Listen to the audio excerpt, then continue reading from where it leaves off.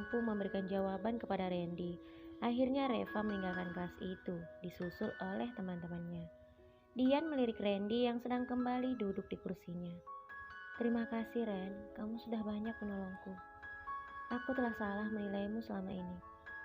Ternyata kamu adalah orang yang baik dan sangat peduli padaku. Meski kamu tahu, aku marah padamu, tetapi kamu tetap berusaha untuk menjagaku. Sekali lagi, terima kasih Randy, kata Dian dalam hati. Saat jam istirahat, Randy berdiri di samping Dian. Ya, seperti biasanya, kedua tangannya selalu berada di dalam sakunya. Pandangannya tertuju kepada yang lain. Ayo ikut aku, kata Randy pada Dian. Dian terdiam sejenak, lalu bertanya, ikut denganmu kemana?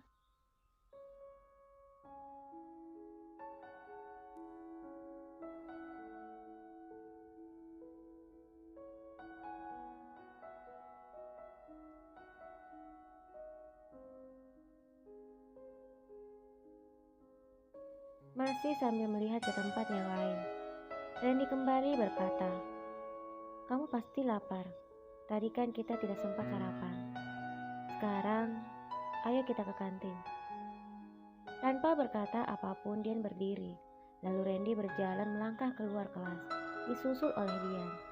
Saat tiba di kantin, Randy bertanya pada Dian, yang saat itu sudah duduk. Kamu mau makan apa?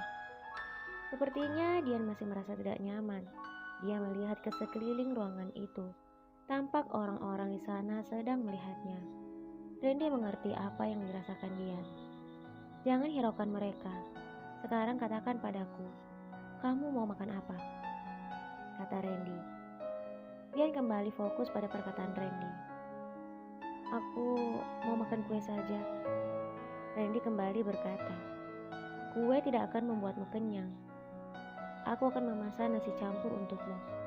Dari semalam kamu belum makan kan? Kalau kamu sakit, siapa juga yang repot? Kalau bukan mama dan papa, pasti aku kan?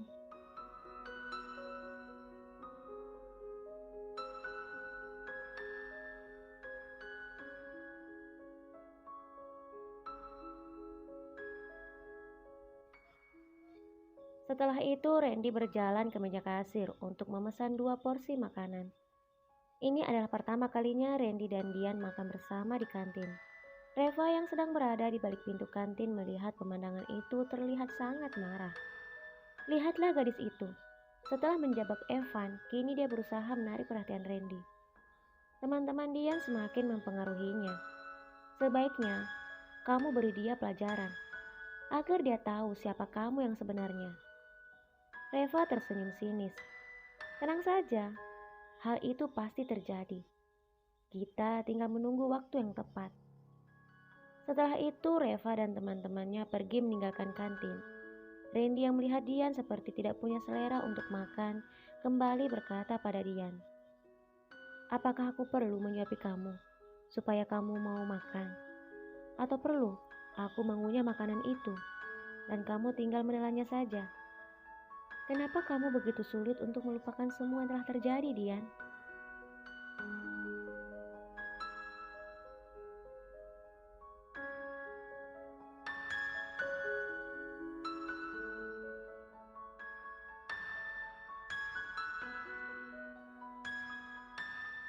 Saat malam hari ketika Dian sedang berada di kamarnya, dia terus memikirkan apa yang dilakukan Randy padanya hari itu. Dian kemudian berjalan menuju kamar Randy dan mengetuk pintunya. Tidak lama kemudian terlihat Randy membuka pintu itu. Sedikit terkejut melihat keberadaan Dian. Ada apa? Tanya Randy pada Dian yang tertunduk. Dian kemudian berkata, bolehkah aku masuk? Randy membuka pintunya dengan lebar. Masuklah. Randy kembali duduk di tempatnya semula sambil membaca sebuah buku. Dian yang baru saja selesai menutup pintu berjalan mendekatinya. Apakah aku mengganggumu? Randy menutup bukunya dan menaruhnya di atas meja. Tidak, tidak sama sekali. Memangnya ada apa? Lalu Dian duduk tak jauh dari Randy. Sebenarnya aku kesini untuk mengucapkan terima kasih sama kamu karena kamu sudah menyelamatkan aku.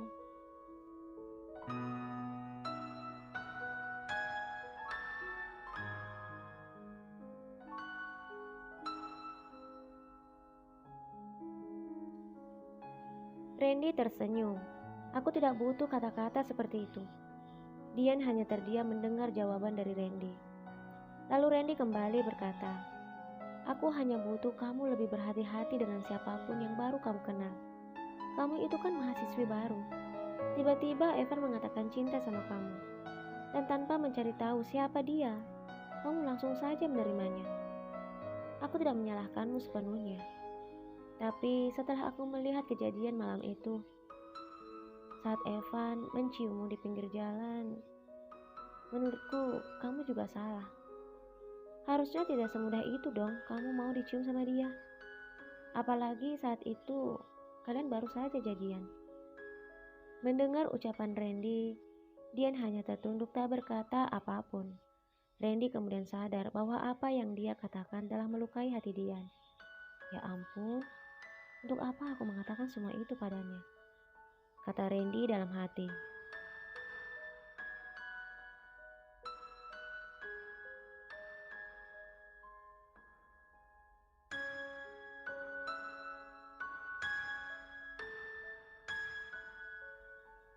Randy kemudian mendengar suara isak tangis.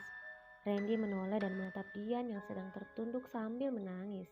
"Ya ampun Dian, aku minta maaf kalau kata-kataku tadi membuatmu semakin sedih.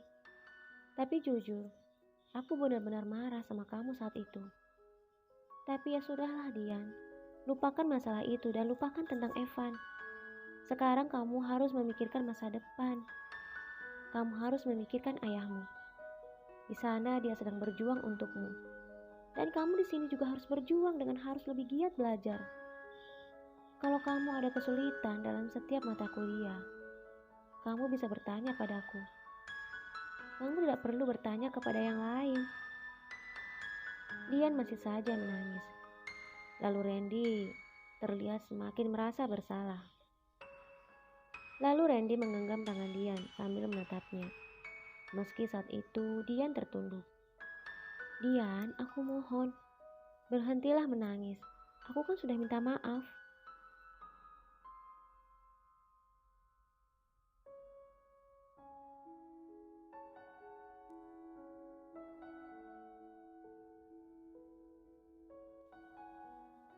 Dian kemudian menatap Randy yang sedang menaikkan kedua alisnya padanya. Lalu Dian tersenyum.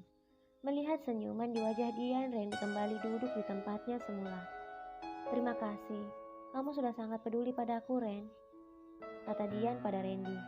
Iya, iya, sama-sama. Kamu puas sekarang?" kata Randy. Dian kemudian pamit kepada Randy untuk kembali ke kamarnya. "Ya sudah, Ren, aku ke kamar dulu." Randy hanya mengangguk, lalu Dian berjalan keluar dari kamar tersebut. Keesokan harinya ketika pulang kuliah, Mama Randy memanggil Dian yang sedang berada di kamarnya. "Dian, Dian, nak, ayahmu menelpon. Ayo cepat sini." Dian berlari mendekati Mama Randy. "Benarkah Tante?"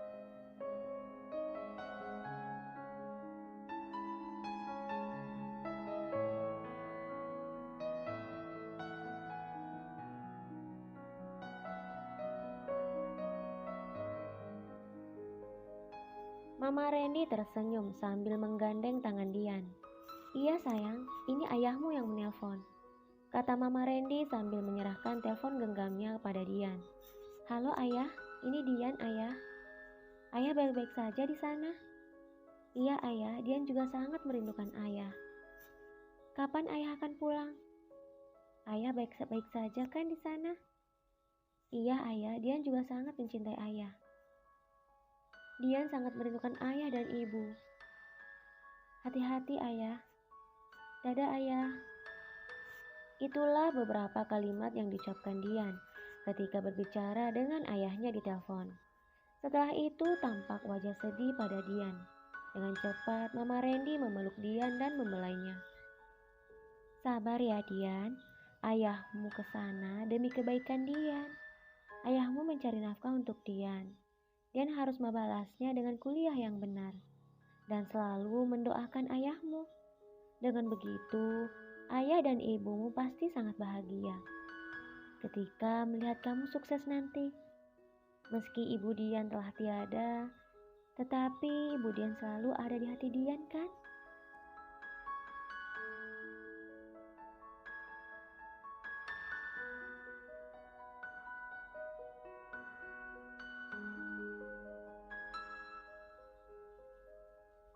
Dian mengangguk dalam pelukan Mama Randy.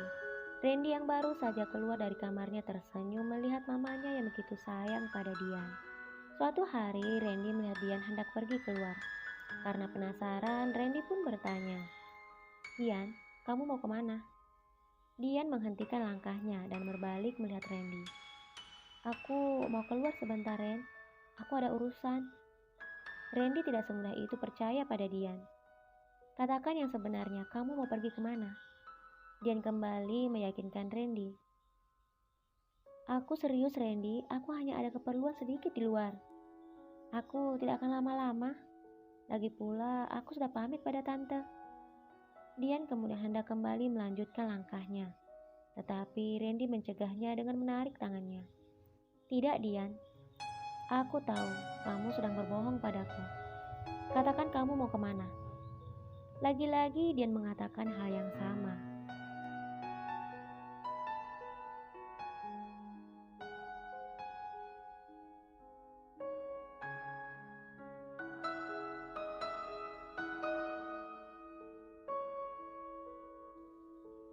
Kali ini Randy berkata, "Baiklah Dian, jika kamu tidak ingin mengatakannya padaku, aku akan ikut bersamamu." Dian kemudian terdiam. Randy kembali berkata, "Ada apa Dian? Kenapa kamu diam saja?" Akhirnya mau tidak mau Dian mengatakan yang sebenarnya pada Randy. "Sebenarnya aku mau keluar untuk mencari pekerjaan, Ren." Randy terkejut mendengar perkataan Dian. "Mencari pekerjaan? Cukup Dian, ayahmu sudah bekerja di sana. Jika kamu ingin membantu ayahmu, cukup dengan belajar yang benar, kuliah yang benar. Kamu tidak perlu mencari pekerjaan. Sepulang kuliah, kamu langsung pergi bekerja. Pulang bekerja, kamu langsung tidur. Terus, kapan waktumu untuk belajar? Lihat, meskipun kamu sudah belajar dengan Randy ingin mengatakan Evan, tetapi dia tidak jadi mengatakannya untuk menjaga perasaan Dian.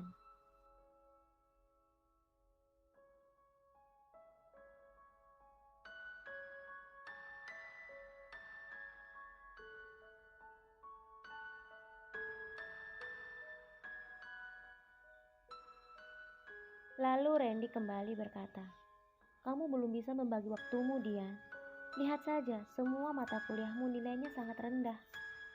Bagaimana kamu bisa naik ke semester berikutnya dengan nilai seperti itu?" Dian tak berkata apa-apa. Randy kembali berkata, "Sekarang masuk ke kamarmu dan ganti pakaianmu. Jangan pikirkan masalah pekerjaan lagi. Pikirkan masalah kuliahmu. Pikirkan tentang pelajaranmu. Itu yang seharusnya kamu lakukan. Lagi pula jika ayahmu tahu kamu bekerja di luar, ayahmu pasti sangat sedih. Apakah kamu ingin ayahmu merasa sedih?" Lagi-lagi Dian hanya diam. Setelah itu Randy meninggalkan Dian yang masih berdiri seperti patung dan masuk ke kamarnya. Tak menunggu lama, Randy kembali membuka pintunya dan mengintip keluar. Dia sedang melihat Dian yang sedang duduk di ruang keluarga sambil menyalakan TV. Randy tersenyum melihat hal itu karena Dian akhirnya mendengarkan nasihatnya.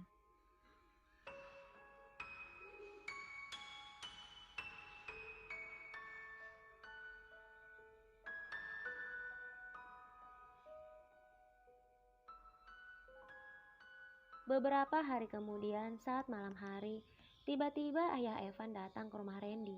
Tentu saja hal itu membuat Randy dan Dian sangat terkejut. Mengapa tiba-tiba ayah Evan datang ke sini? Lagi pula, tahu dari mana dia alamat rumah ini? Batin Dian. Sementara Randy juga berkata dalam hati, Untuk apa ayah Evan datang ke rumahku? Jangan sampai dia menceritakan masalah Evan dan Dian pada mama dan papaku. Karena mereka pasti akan sangat kaget. Tidak lama kemudian Mama Randy yang baru saja dari dapur membawa beberapa cangkir minuman untuk mereka tersenyum. Silahkan Pak diminum tehnya, mumpung masih hangat, kata Mama Randy pada ayah Evan. Ayah Evan tersenyum sambil mengucapkan terima kasih. Terima kasih sudah repot-repot Bu. Mohon maaf kedatangan saya mengganggu istirahat keluarga ini.